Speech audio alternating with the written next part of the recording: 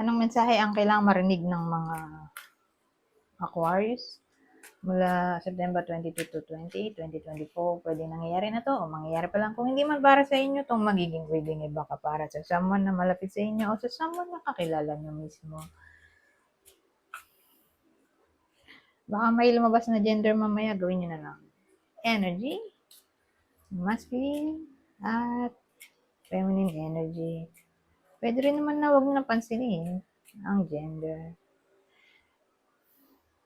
Hindi ko alam kung anong lalabas, kung positive ba o negative ang magiging reading. Depende sa kung anong mapipick up kong energy mamaya.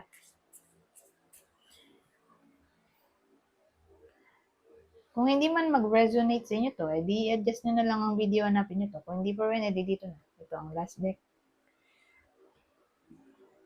Ano kayang masasabi dito?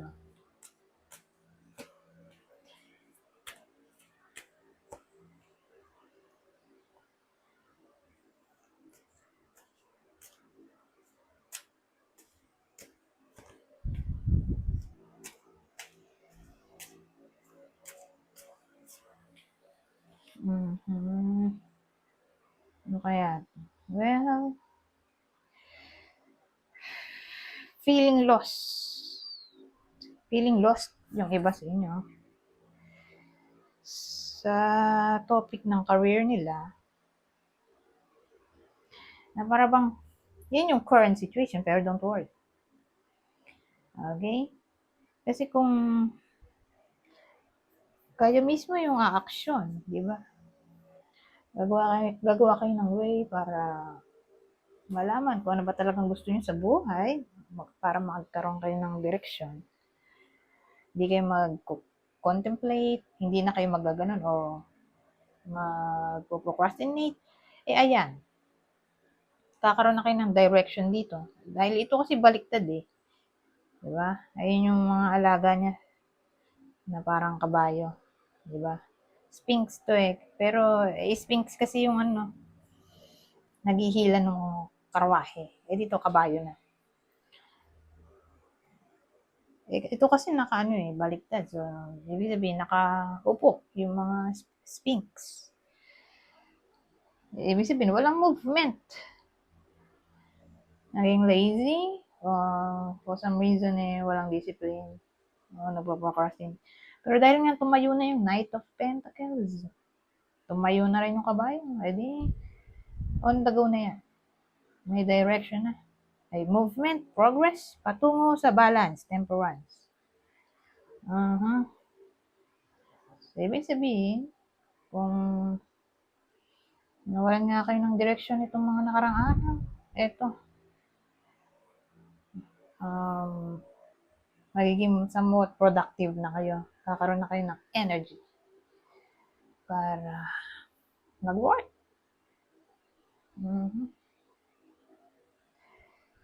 Hindi na kayo magiging somewhat lazy o confused.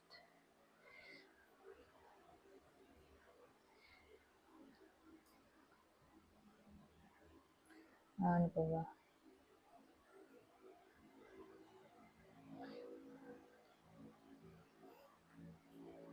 O sabihin naman natin, ito, may moderation na. Sabagay, balance din naman.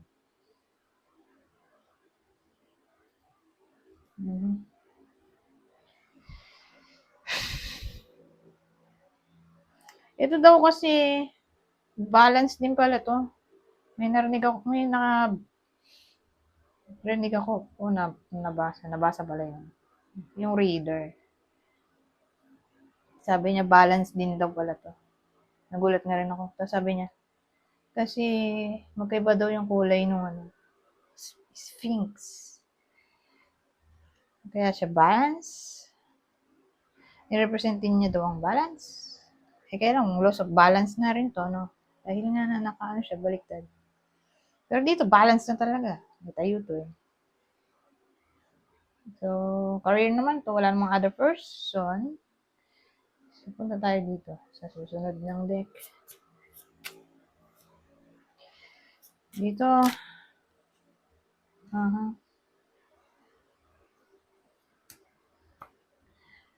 well,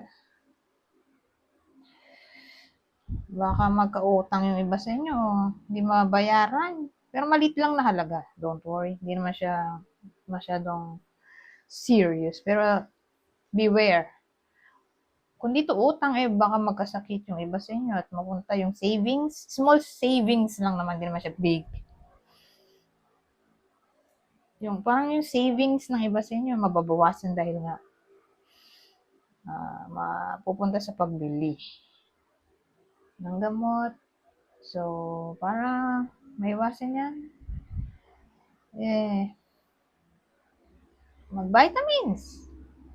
Diba?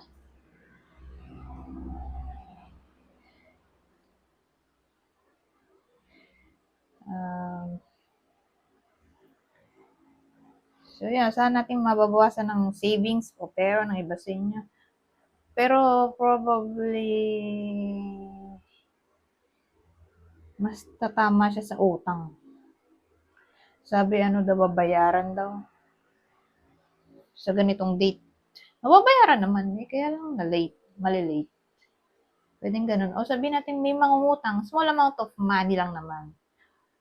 Okay? So, ibig sabihin, kung sakali man na hindi bayaran totally, hindi siya sobrang bigat kasi hindi naman siya super laking halaga.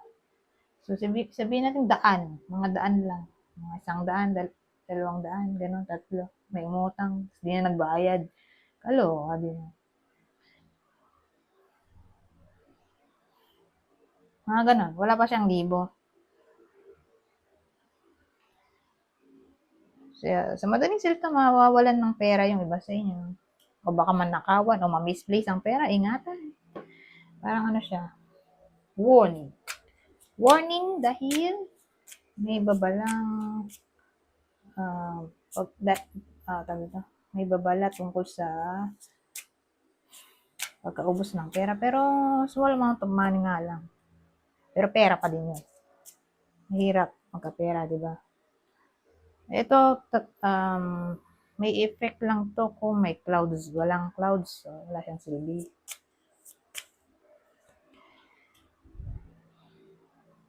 Yung wolf, fox pala to. Fox naging dog. Pero mas maganda to kaysa dito.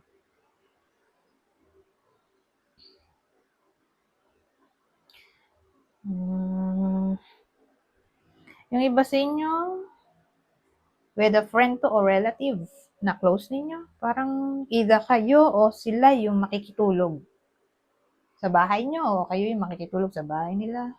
Parang may visitation na maaring mangyari dito o sleep over. Yung ganun. Yung nakikitulog.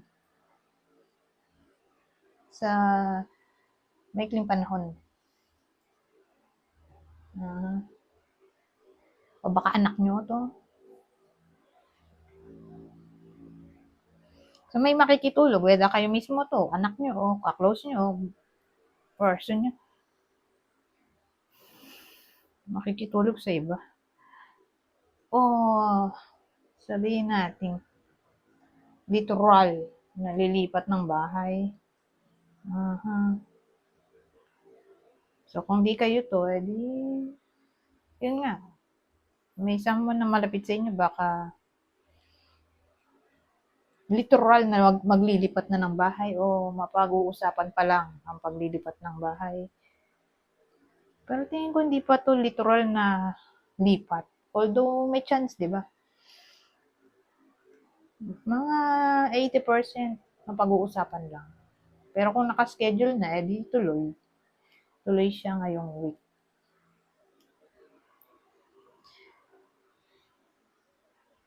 Kasi yung iba magmamigrate eh.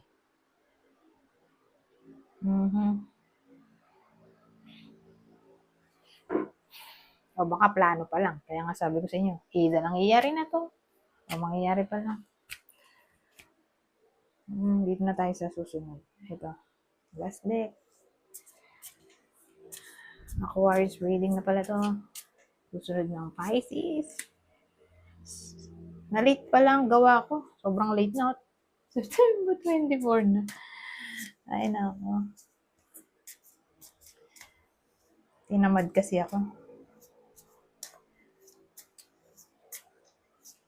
Pero don't worry, advance ko na yung ano, yung September 29 to October 5. Yun na isusunod ko after nito. Itong series.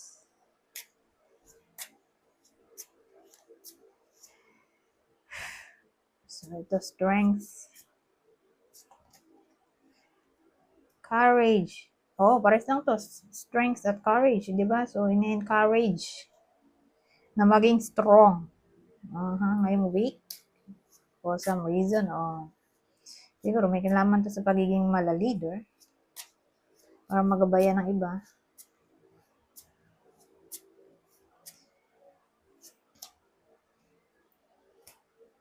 Vitality.